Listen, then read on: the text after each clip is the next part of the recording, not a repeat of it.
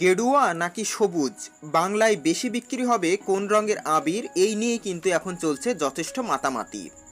ষষ্ঠ দফার পরে ছবিটা কি বা বিভিন্ন বিশ্লেষকের মাধ্যমে তাদের জনমত সমীক্ষায় কে থাকছে এগিয়ে, বিস্তারিত তথ্য আজকে কিন্তু আপনাদের সামনে বিশ্লেষণ করে জানিয়ে দেব।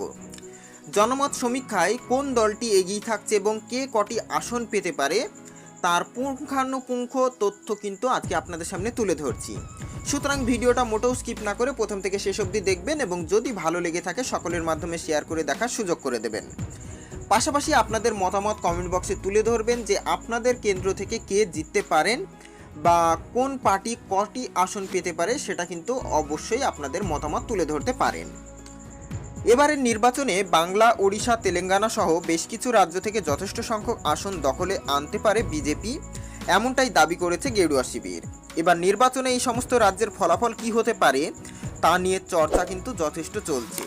জাতীয় সংবাদ মাধ্যমের সঙ্গে যুক্ত আছেন যে সমস্ত রাজনৈতিক বিশ্লেষকরা, যারা বিশেষ করে পশ্চিমবঙ্গের রাজনীতি নিয়ে গবেষণা করে থাকেন, বাংলায় কত শতাংশ মুসলিম ভোট, কত শতাংশ এসসি এবং এসটি ভোট, কত শতাংশ মহিলা ভোট আলাদা করা যেতে পারে, কত শতাংশ ভোটই বা কখন কোন ফ্যাক্টরের ওপর দাঁড়িয়ে কোন দিকে সুইং করতে পারে, এই ধরনের গবেষণা করে তারা এবার বাংলার ফলাফল নিয়ে নিজেদের মতামত কিন্তু ইতিমধ্যেই প্রকাশ করেছেন। বিভিন্ন সূত্র মারফত জানা যাচ্ছে ষষ্ঠ দফায় দেশজুড়ে ভোট গ্রহণ পর্ব সম্পন্ন হয়েছে। বাংলাতে ষষ্ঠ দফার ভোটে যথেষ্ট অশান্তি লক্ষ্য করা গিয়েছে, যাকে কেন্দ্র করে বিজেপির প্রার্থীদের একাংশ খুব একটা কিন্তু সন্তুষ্ট নন। যদিও তার কারণ হিসাবে স্থানীয় পুলিশ প্রশাসনের দিকেই কিন্তু আঙুল তুলেছেন তারা। এবার ষষ্ঠ দফার নির্বাচন সম্পন্ন হওয়ার পরে দেখা যাচ্ছে বাংলার 42টি আসনের মধ্যে 33টি আসনের ভোট গ্রহণ কিন্তু হয়ে গেছে। সেখান থেকে কী ফলাফল হতে পারে, সেখানে তাদের পর্যবেক্ষণে জানা যাচ্ছে বিজেপি জেতার ক্ষেত্রে একেবারে নিশ্চিত হতে পারে যে সমস্ত জেলাগুলো বা কেন্দ্রগুলো, সেটা হচ্ছে আলিপুরদুয়ার, জলপাইগুড়ি, দার্জিলিং, রায়গঞ্জ, মালদা উত্তর, কৃষ্ণনগর, রানাঘাট, বর্ধমান, দুর্গাপুর, আসানসোল, আরামবাগ, বনগাঁ, ব্যারাকপুর, বিষ্ণুপুর, কাঁথি এবং তমলুক। এই 15টি আসন কিন্তু তারা কনফার্ম ধরেই নিয়েছেন, ইতিমধ্যেই কিন্তু জিততে চলেছেন এবং বিভিন্ন সমীক্ষকরা যারা সমীক্ষা করেছেন তারাও কিন্তু এগিয়ে রাখছেন এই 15টি আসনকে, অর্থাৎ 33টি সিটের মধ্যে 15টি আসনে কিন্তু ইতিমধ্যেই বিজেপি কিন্তু পেতে চলেছেন। অপরদিকে তৃণমূল কনফার্ম করে যে আসনগুলি জিততে পারে যে সমীক্ষা করা হয়েছে তার মধ্যে রয়েছে জঙ্গিপুর, উলুবেড়িয়া, বোলপুর, শ্রীরামপুর এবং ঘাটাল। এই 5টি আসন কিন্তু তাদের এগিয়ে রেখেছে।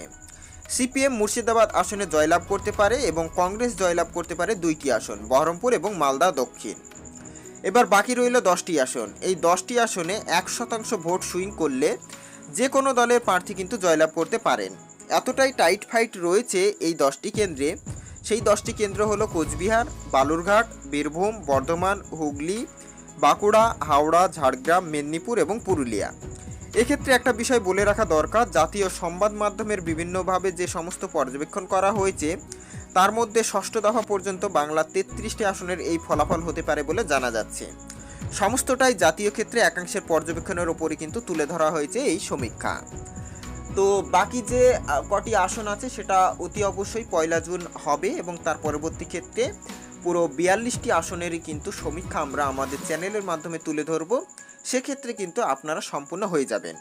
আপাতত 33টি আসনের মধ্যে যে সমীক্ষা উঠে এসেছে সেখানে কিন্তু আপনারা পরিষ্কারভাবে দেখতে পাচ্ছেন বিজেপি 15টি আসন পাচ্ছে, তৃণমূল কংগ্রেস পাচ্ছে 5টি আসন, 2টি আসন পাচ্ছে কংগ্রেস এবং সিপিএম পাচ্ছে 1টি আসন। পরবর্তী ক্ষেত্রে গুরুত্বপূর্ণ আপডেটগুলো পাওয়ার জন্য অতি অবশ্যই আমাদের চ্যানেলটিকে সাবস্ক্রাইব করে পাশে থাকবেন।